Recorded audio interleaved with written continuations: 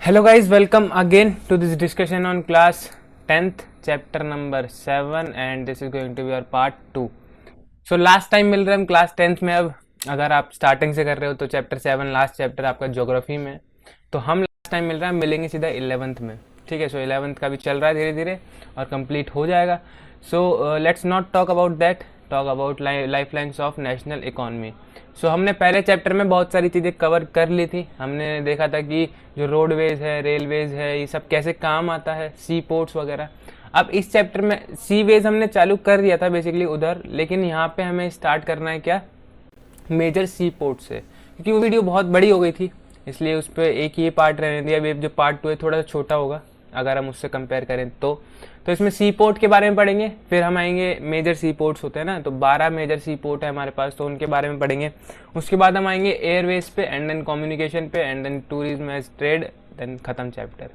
ठीक है, so last time है जो 10th में मिल रहा है एंड फिर 11th। ठीक है, सो स्टार्ट करते हैं अब। Major sea ports, clear. तो मेजर सी पोर्ट्स हमें पढ़ना है, इससे पहले हम पढ़ चुके हैं जो भी सी पोर्ट से रिलेटेड था। So India is dotted with 12 major and 200 notified non-major, और हम बात करें तो minor intermediate ports. These major ports handle 95% of India's foreign trade. So India के पास क्या है, 12 major ports हैं। 12 major ports मतलब जो कि इंटरनेशनल ट्रेड में क्या होते हैं, काम आते हैं। And 200 notified non major intermediate ports वो होते हैं जो कि क्या करते हैं, विद इन इंडिया क्या करते हैं, एक स्टेट से दूसरी स्टेट पे। अब कैसे, हमने देखा कि हमारे पास बहुत बड़ा कॉस्ट लाइन है ना, तो अगर हमें इस जगह से यहाँ तक कुछ लाना तो हम सी के थ्रू लाते हैं, नॉट रोड के थ्रू, क्योंकि सी क्या है, चीपेस्ट वे ऑफ ट्रांसपोर्ट है। ठीक है, so this is the way.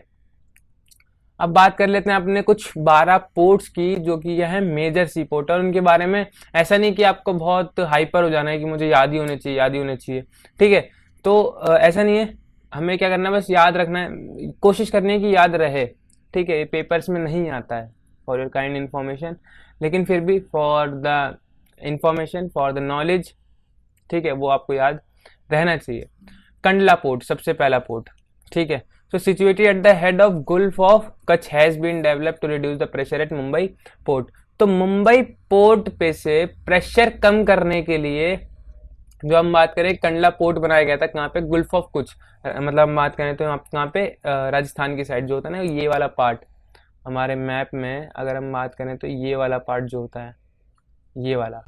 ठीक है, तो ये होता है हमारा क्या, गुल्फ ऑफ कुछ। ठीक है, मतलब ऊपर की तरफ होता है वो, तो वहाँ पे बनाया गया कंडला पोर्ट। और कंडला पोर्ट को हम दीनदयाल पोर्ट के नाम से भी जानते हैं, जो कि एक टाइडल पोर्ट है। क्या है, टाइडल पोर्ट। अब एक चीज, पोर्ट और हार्बर में डिफरेंस क्या है, एनीबडी नोज? पहले एक बार खुद को अपना जवाब दे लो, उसके बाद मैं बताऊंगा। ठीक है, पोर्ट और हार्बर में डिफरेंस क्या है? तो देखो, हार्बर तो वो होता है जहाँ पे जो शिप्स हैं वो रेस्ट करती हैं, मींस फॉर रेस्टिंग के लिए आती हैं। ठीक है, लेकिन अगर हम बात करें पोर्ट की तो वहाँ पे क्या होती है, लोडिंग और अनलोडिंग। लोड होता है, अनलोड होता है मटेरियल। तो पोर्ट वो जगह है जहाँ पे लोडिंग अनलोडिंग होती है, लेकिन हार्बर वो जगह है जहाँ पे हम बात करें तो पार्किंग होती है शिप्स की। ठीक है, सो मुंबई क्या एक नेचुरल हार्बर है। Mumbai is the biggest port with spacious natural and well sheltered harbour. तो मुंबई क्या है, मुंबई एक बहुत बड़ा पोर्ट है। ठीक है, जिससे मत करें, जिसका प्रेशर कम करने के लिए बेसिकली कंडला पोर्ट बनाया गया था, और इसके पास क्या एक वेल शेल्टर्ड हार्बर भी है। Next, the Jawaharlal Nehru Port was planned with a view to decongest the Mumbai port and serve as a hub port for this reason. So Jawaharlal Nehru port के लिए भी इसीलिए बनाया गया था ताकि मुंबई पे जो हम बात करें कंजेशन है या हम बात करें जो भीड़ आती थी वो थोड़ी कम हो जाए। सो मुंबई पोर्ट बहुत बड़ा पोर्ट है, छोटा मोटा पोर्ट नहीं है, इसलिए वहाँ पे हम बात करें तो बहुत सारे पोर्ट बनाए गए ताकि कि जो उसका प्रेशर है, मुंबई पोर्ट का प्रेशर है, वो किसी और पे थोड़ा सा डिवाइड हो जाए। मरमागांव पोर्ट मीन्स गोवा में जो है, is the premier iron ore exporting port of the country. This port accounts for about 50% of India's iron ore export. So जो गोवा का है मरमागांव पोर्ट, वो क्या है, एक आयरन ओर एक्सपोर्टिंग पोर्ट है। अगर हम बात करें तो 50% जो हम बात करें आयरन ओर है पूरे इंडिया का, वो एक्सपोर्ट होता है by this port only. Next is new Mangalore port. ठीक है, क्या, new Mangalore port located in Karnataka caters to the export of iron और कंसनट्रेट्स फ्रॉम कुंद्रेमुख माइंस। तो कुंद्रेमुख माइन से जो भी आयरन ओर आता है वो, अब हम बात करें तो इतना दूर हमें क्या गोवा तक लाने की जरूरत है, नहीं है। क्या हमें किसी और पोर्ट तक ले जाने की जरूरत नहीं है, नहीं है। तो इसलिए हम क्या लाते हैं, हमने एक नया पोर्ट बनाया जिसको हम बोलते हैं न्यू मैंगलोर पोर्ट, ठीक है, जो कि इस माइंस के पास में ही है, ताकि जो एक्सपोर्ट है वो थोड़ा सा आसान हो जाए।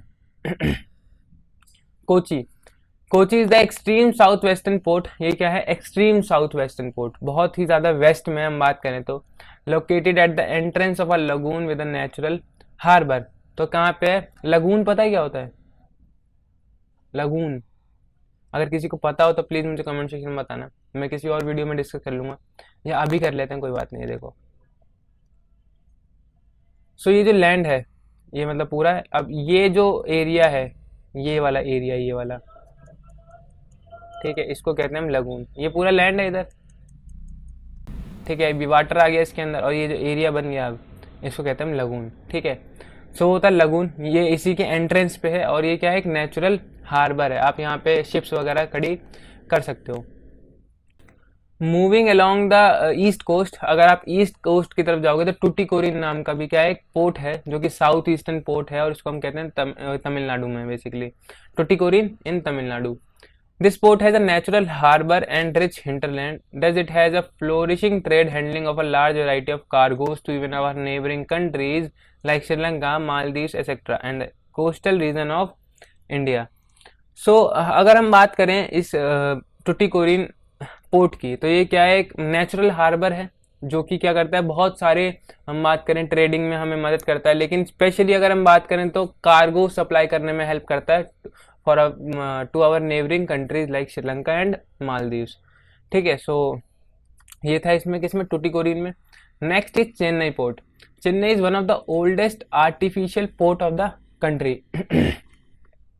चेन्नई क्या है, एक ओल्डेस्ट आर्टिफिशियल पोर्ट है, मतलब बनाया गया, वो नेचुरल नहीं है। बहुत सारे हमने देखे नेचुरल हार्बर थे। फॉर एग्जांपल अगर हम बात करें तो आपका नेचुरल हार्बर में आ जाता है सबसे पहले मुंबई, ठीक है। उसके बाद आपको नेचुरल हार्बर दिखेगा, ये आपको टुटीकोरिन भी एक नेचुरल हार्बर है, ठीक है। तो और भी बहुत सारे हैं, ये आपका कोची, ठीक है। और उसके बाद करें हम चेन्नई, तो चेन्नई क्या है, लेकिन आर्टिफिशियल पोर्ट है, इसको बनाया गया है खुद। It rank next to Mumbai in terms of the volume of trade and cargo. तो मुंबई के जस्ट बाद आता है। वॉल्यूम की बात करें तो मुंबई का हम बात करें, अगर कंजेशन को कम करने के लिए बहुत सारे पोर्ट बनाए गए, लेकिन चेन्नई को कम करने के लिए बनाया गया या नहीं बनाया गया, देखेंगे आगे पता चल जाएगा अगर बनाया गया होगा तो। लेकिन चेन्नई क्या है, सेकंड लार्जेस्ट पोर्ट है इन terms of the volume of trade and cargo. Mumbai के बाद चेन्नई एक ऐसा पोर्ट है जहां पे सबसे ज्यादा ट्रेडिंग होती है। Visakhapatnam port is the deepest landlocked and well protected port. This port was originally conceived as an outlet of iron और एक्सपोर्ट। तो विशाखापट्टनम पोर्ट क्या है, डीपेस्ट लैंडलॉक्ड पोर्ट है और ये बहुत वेल प्रोटेक्टेड है, ठीक है। इसको मतलब कोई हार्म पहुंचा नहीं सकता जल्दी, वो मतलब एक्सपोज्ड नहीं है, ठीक है। तो ये पोर्ट क्या है, बहुत ही इंपॉर्टेंट है किसके लिए, आयरन और एक्सपोर्ट्स के लिए। बात करते हैं पैराद्वीप पोर्ट की, लोकेटेड इन उड़ीसा। तो उड़ीसा में भी हमारे पास एक पोर्ट है, specialises in the export of iron और। आयरन और के हम बात करें तो एक्सपोर्ट में स्पेशलाइज्ड है।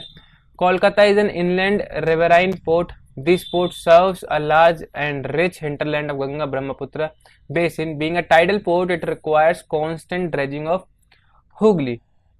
अगेन इस कोलकाता पोर्ट में इधर थोड़ा सा लिखना भूल गया, ठीक है, कोई बात नहीं है। और कोलकाता पोर्ट एक रिवराइन पोर्ट है, ठीक है, क्या है, riverine port. Next is Haldia port and last भी है मेरे हिसाब से। तो हल्दिया पोर्ट क्या है, was developed as a subsidiary port, मतलब इसको एक सेकेंडरी पोर्ट की तरह बनाया गया था, ठीक है, in order to relieve growing pressure on the Kolkata port. तो कोलकाता पोर्ट का प्रेशर कम करने के लिए हल्दिया पोर्ट को बनाया गया, क्योंकि हम बात करें कोलकाता क्या है, डिपेंड है कि इस पे टाइडल पोर्ट है। टाइडल पोर्ट है मतलब ये कह रहा है टाइड आएगी तभी ये थोड़ा सा हम बात करें जल्दी चलता है, ठीक है। इसको और कोई ज्यादा इसमें एक्सटर्नल फोर्स नहीं लगानी पड़ती, ठीक है। सो इसीलिए हल्दिया पोर्ट बनाया गया, जो कि एक सब्सिडरी, मतलब हम बात करें तो हेल्प करने के लिए बनाया गया किसको, कोलकाता पोर्ट को। Next airways. सो पोर्ट्स खत्म, मेजर सी पोर्ट्स 12 थे, हम बात करें हल्दिया पोर्ट पहला कोलकाता, दूसरा तीसरा पैराद्वीप, चौथा Visakhapatnam Chennai, 5 Tuticorin, 6 Kochi, 7 new Mangalore, 8 Marmagao port, 9 Jawaharlal Nehru port, 10 Mumbai port, 11 Kandla port, 12। Clear. अब बात करते हैं एयरवेज की। So the air travel today is the fastest, most comfortable and prestigious mode of transport.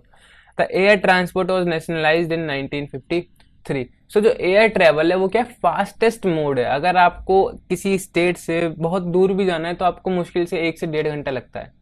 तो ये क्या है, फास्टेस्ट मोड है। आप बोल सकते हो ट्रैफिक नहीं होता, यस नहीं होता है, लेकिन उधर अलग तरीके के ट्रैफिक होते हैं। अगर मौसम खराब है तो शायद उसको डिले कर दिया जाता है, ठीक है, तो उसमें अब अलग तरीके की ट्रैफिक है, वो बात नहीं है। लेकिन जो एयर ट्रेवल है वो क्या फास्टेस्ट मोड है, मोस्ट कंफर्टेबल है, आप कंफर्ट के हिसाब से जा सकते हो, एंड मोस्ट प्रेस्टिजियस है। प्रेस्टिजियस बोले तो कि हर कोई चाहता है कि हम वो ट्रांसपोर्ट अफोर्ड कर पाएँ, because it is yes luxury for the ones who lived in small towns. तो उनके लिए प्रेस्टिजियस है, जो कि स्मॉल टाउन्स में रहते हैं, जो गांव में रहते हैं, वो सोचते हैं यार एयरवेज में मतलब प्लेन में बैठना तो बहुत बड़ी बात है, बट नहीं है उतना, ठीक है। अगर आपको एक स्टेट से दूसरी स्टेट जाना है तो ऑलमोस्ट 5,000 से 6,000 में हो जाती है टिकट, ठीक है। सो इतना महंगा नहीं है जितना लोग सोचते हैं इंडिया में, बट यस प्रेस्टिजियस मोड है। Air India provides domestic and international air services. जो एयर इंडिया है वो प्रोवाइड करती है, एयर इंडिया एक पब्लिक सेक्टर अंडरटेकिंग थी but now it is sold. So air India क्या है, डोमेस्टिक और इंटरनेशनल एयर सर्विसेज प्रोवाइड करती है। Pawan Hans helicopter limited provides helicopter services to oil and natural gas corporation in its offshore operations. So Pawan Hans helicopter limited ये क्या करती है, helicopter services provide करती है किसको, oil and natural gas corporations में, ठीक है, ऑफ शोर्स पेट्रोलिंग के लिए, to inaccessible areas and difficult terrain like the north eastern state and the interior part of Jammu and Kashmir, Himachal Pradesh and Uttarakhand. तो एक बात बताओ आप, जब एयरप्लेन उड़ता है तो आपको क्या चाहिए, एक परफेक्ट लैंडिंग पोजीशन चाहिए उसके लिए, है कि नहीं। लेकिन हर जगह के लैंडिंग पोजीशन आपको मिल सकते हैं। जम्मू एंड कश्मीर के इलाके में आपको लैंडिंग पोजीशन मिलेगी वो उतनी स्ट्रेट, एक से मतलब 5 से 10 किलोमीटर चाहिए होता है मेरे हिसाब से, तो बहुत बड़ा एयरपोर्ट होता है। तो क्या उतनी चाहिए होती है, न मिलती है हमें, नहीं मिलती। तो इसलिए हेलीकॉप्टर्स भी बहुत इंपॉर्टेंट हो जाते हैं। अगर हम बात करें तो इनएक्सेसिबल एरिया पे जाना है जहाँ पे एक्सेस नहीं हो सकता आसानी से, तो आप उड़ के ही जा सकते हो, ठीक है। तो वहाँ पे लैंड कर सकते हो आप। मान लो कोई हिमालय में फंस गया तो उसको निकालोगे कैसे, एयरप्लेन से नहीं निकालोगे, आप निकालोगे किससे, हेलीकॉप्टर से, बिकॉज वो और थोड़ा सा क्या हो जाता है, अच्छा मोड हो जाता है अगर हम बात करें तो, ठीक है। क्योंकि प्लेन में आपको चाहिए एक परफेक्ट लैंडिंग प्लेन, मतलब रोड, वो आपको नहीं मिलेगा कहीं भी आसानी से, ठीक है। सो इसीलिए आपको हेलीकॉप्टर चाहिए, ठीक है। Next communication. So communication is also important nowadays, yes और no, yes. So personal communication and mass communication. Personal communication होता है जैसे आप एक पर्सन दूसरे पर्सन से बात कर रहा है, सिंपल खत्म, ठीक है। मैं आपसे बात कर रहा हूँ, अगर सिर्फ एक ही सब्सक्राइबर है मेरा, तो मेरा हो गया personal communication. And if I am talking about mass communication, then it is like मैं अकेला बात कर रहा हूँ लाखों लोगों से थ्रू दिस यूट्यूब, ठीक है। सो ये हो जाएगा क्या, मास कम्युनिकेशन, लाखों नहीं हजारों ही सही, ठीक है। तो मतलब उनसे मैं बात कर रहा हूँ, बिकॉज इतना बड़ा चैनल है नहीं अभी, मे भी हो जाए, ठीक है। So personal communication and mass communication दो अलग अलग चीजें। पर्सनल में आ जाता है man to man communication, mass communication में आ जाता है मैन टू पीपल, ठीक है। सो मास कम्युनिकेशन में हमारा मतलब पर्सनल कम्युनिकेशन और मास कम्युनिकेशन दोनों में आ जाता है हमारा television, mass communication, radio, mass communication, press, mass communication, films, mass communication, etcetera are the major means of communication in the country. So क्या मेजर मीन्स हैं किसके, कम्युनिकेशन के। बट अब बहुत सारी चीज़ें आ चुकी हैं कम्युनिकेशन करने के लिए। आप यूट्यूब से किसी से कम्युनिकेट कर सकते हो, और भी चीज़ें हैं जिससे आप कम्युनिकेट कर सकते हो आज की तारीख में, ठीक है। Next, the Indian postal network is the largest in the world and the one of the largest telecom networks in India. So Indian postal network है ये क्या लार्जेस्ट है in the world and one of the largest telecom networks in India. तो world में बहुत मतलब हम बात करते हैं लार्जेस्ट है, और वन ऑफ द लार्जेस्ट है इंडिया में। To facilitate quick delivery of mails in large town and city, 6 mail channel have been introduced recently. They are called Rajdhani channel, metro channel, green channel, business channel, bulk mail channel and periodical channel. तो quick delivery किसकी, mails की। जब हमने देखा कि थोड़े से delay होते हैं तो हमने क्या किया, कि हमने 6 मेल चैनल को इंट्रोड्यूस किया, जिसके नाम थे Rajdhani channel, metro channel, green channel, business channel, bulk mail channel and periodical channel. अब आप सोचो कि मुझे याद करने की जरूरत है 6 के 6? नहीं यार, क्यों याद करना है? ठीक है, आपसे कोई पूछेगा कम्युनिकेशन के बारे में, आपको ये नहीं पूछेगा कि कितने मेल चैनल हमने रिसेंटली इंट्रोड्यूस किए हैं। ठीक है, so forget about this, but थोड़ा सा होना चाहिए आइडिया। फिर से वही बात, excluding urban places, more than 2/3 of the village in India have already been covered with subscriber trunk dialing telephone facility।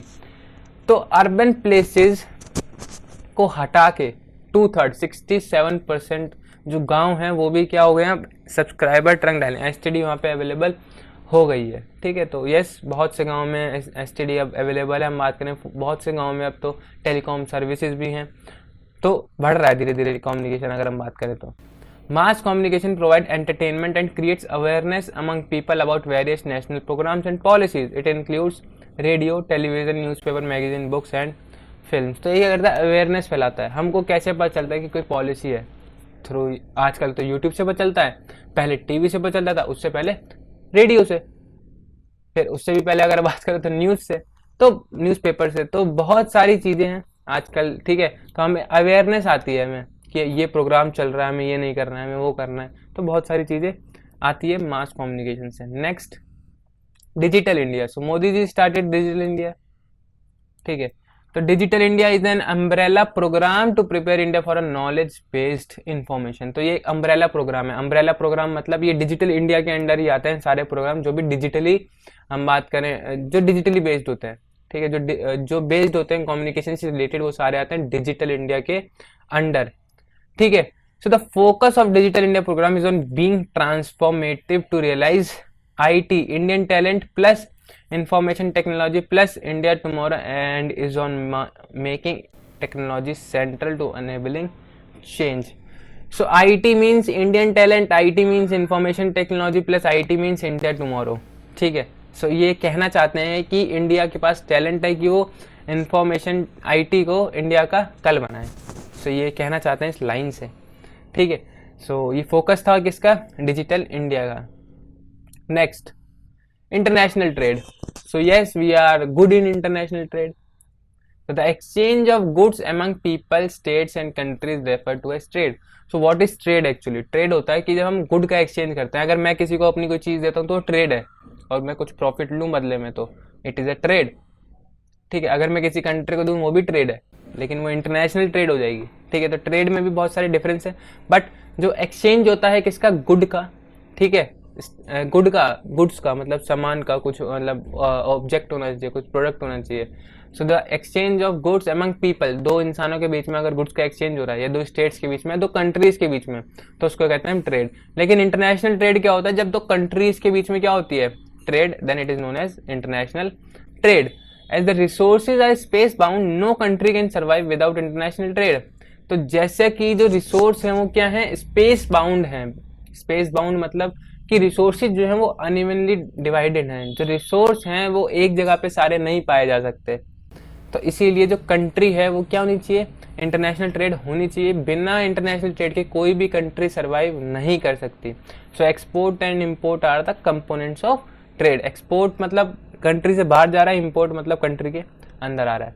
So space bound वाली बात ये थी कि जैसे हम बात करें दुबई, या हम बात करें साउथ अफ्रीका, या हम बात करें ऑयल कंट्रीज की,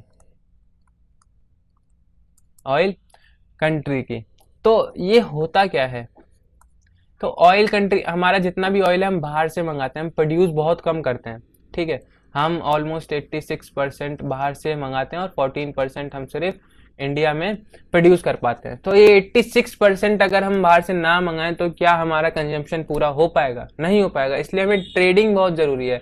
हम बात करें तो वहाँ से अपना ऑयल मंगाते हैं, क्रूड ऑयल, और सबसे ज़्यादा, और हम उन्हें कोई और चीज़ दे देते हैं जो वहाँ पे प्रोड्यूस नहीं हो सकती है। ठीक है, सो ये था पूरा। ठीक है, तो ये हम बोल सकते हैं सबसे अच्छा एग्जाम्पल कि हम पेट्रोल वहाँ से मंगाते हैं लेकिन हम कुछ और वहाँ पे दे देते हैं, तो इम्पोर्ट एक्सपोर्ट बैलेंस हो जाता है, कंट्री सर्वाइव कर लेती है। सिंपल। ठीक है, तो रिसोर्स क्या होते हैं, स्पेस बाउंड होते हैं। कोई भी कंट्री बिना इंटरनेशनल ट्रेड के सर्वाइव नहीं कर सकती। So the value of export exceeds the value of import, it is called favourable balance of trade. तो जब वैल्यू ऑफ एक्सपोर्ट, जब हम ज्यादा एक्सपोर्ट करें और कम इंपोर्ट करें तो इसको कहते हैं बैलेंस ऑफ ट्रेड। क्या बोलते हैं? Favourable balance of trade. मतलब कि मान लो आपकी जो तनख्वाह है, सैलरी है, यहाँ पे फोटो आ रही होगी मे बी, वहां पे नहीं लिखूंगा। लेट्स से जो आपकी सैलरी है सैलरी, अब यहाँ पे हम लिख देते हैं आपका, 1 सेकेंड, ये सैलरी हो गई। अब आपका खर्चा, एक्सपेंडिचर, तो आपके लिए क्या अच्छा होगा कि सैलरी ज्यादा हो या एक्सपेंडिचर? ऑब्वियस है सैलरी ज्यादा होनी चाहिए, ठीक है। तो वहीं पे अगर मैं यहाँ पे लिख दूँ एक्सपोर्ट, यहाँ पे लिख दूँ इम्पोर्ट, तो आप एक कंट्री के तौर पे क्या चाहोगे कि आपका एक्सपोर्ट ज्यादा हो या import?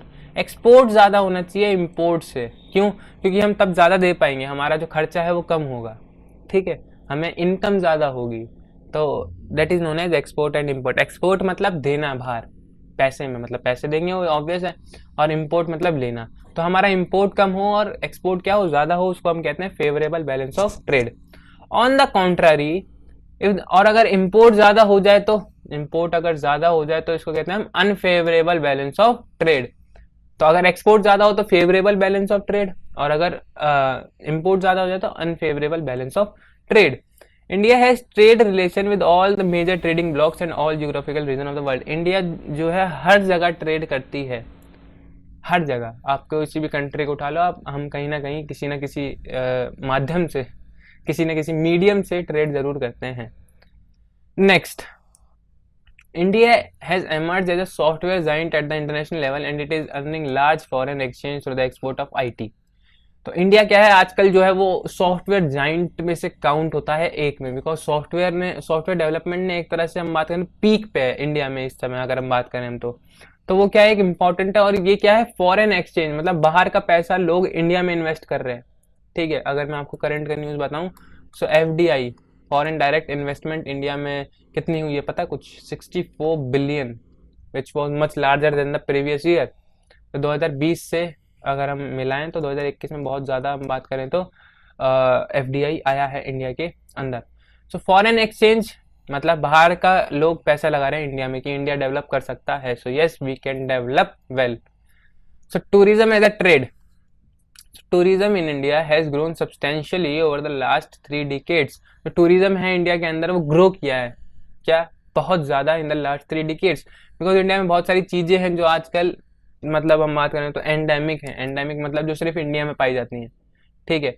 So tourism also promotes national integration, provide support to local handicraft and cultural pursuit. So tourism क्या है बेसिकली, अगर हम बात करें हम तो ये क्या है, लोकल हैंडीक्राफ्ट्स को, या जो भी जैसे मान लो सरदार वल्लभ भाई पटेल जी की मूर्ति है, ठीक है, स्टैचू है, स्टैचू ऑफ यूनिटी, अगर वो वहाँ पे नहीं होता तो जो होटल्स हैं वहाँ पे, क्या वहाँ पे होटल्स जो है तो वो चलते नहीं चलते, जो रेस्टोरेंट्स थे वो चलते नहीं चलते। क्यों? क्योंकि वहाँ पे कोई आता ही नहीं तो खाना कौन खाता, या कोई आता ही नहीं तो होटल बुक कौन करता, ठीक है। सो हम बात करें तो टूरिज्म बहुत इंपॉर्टेंट चीज़ है, ठीक है। वहाँ से लोग आएंगे, अपना पैसा यहाँ पे फूकेंगे इन द सेंस कि यहाँ पे खर्च करेंगे, तो यहाँ की क्या है, ग्रोथ होगी, डायरेक्टली इनडायरेक्टली जैसे ही बोल लो, ठीक है। सो ये हम बोल सकते हैं एज अ ट्रेड ही है। More than 15 million people are directly engage in the tourism industry. So 15 million, 1.5 crore लोग जो हैं वो टूरिज्म इंडस्ट्रीज में हैं, एंगेज्ड हैं। It also help in the development of international understanding about our culture and heritage. Foreign tourists visit India for heritage tourism, ecotourism, adventure tourism, culture tourism, medical tourism and business tourism. So बहुत से लोग हैं जो कि international understanding, मतलब cultural heritage को बढ़ाता है क्या, टूरिज्म। और अगर हम बात करें फॉरेन जो है वो इंडिया में विजिट करते हैं for many purposes. For example heritage tourism के लिए, इको टूरिज्म के लिए, उन्हें हमारा एनवायरनमेंट ज़्यादा अच्छा लगता है। बहुत से ऐसे एनिमल स्पीशीज़ हैं, बहुत सी ऐसी फ्लावर स्पीशीज़ सिर्फ इंडिया में पाई जाती हैं।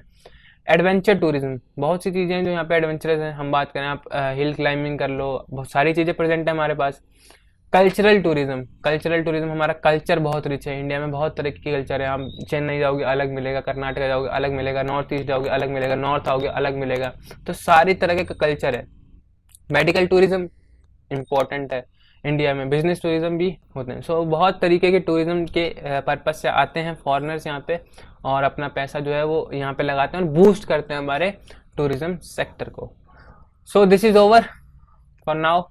सो क्लास 10th वालों, आपका syllabus complete, and please share करना वीडियो को जहाँ तक कर सकते हो अपने दोस्तों के साथ, ठीक है। So thank you, bye bye, and अगर कोई भी डाउट हो तो you can yes comment down and I will try my best to answer you all. So thank you and bye bye.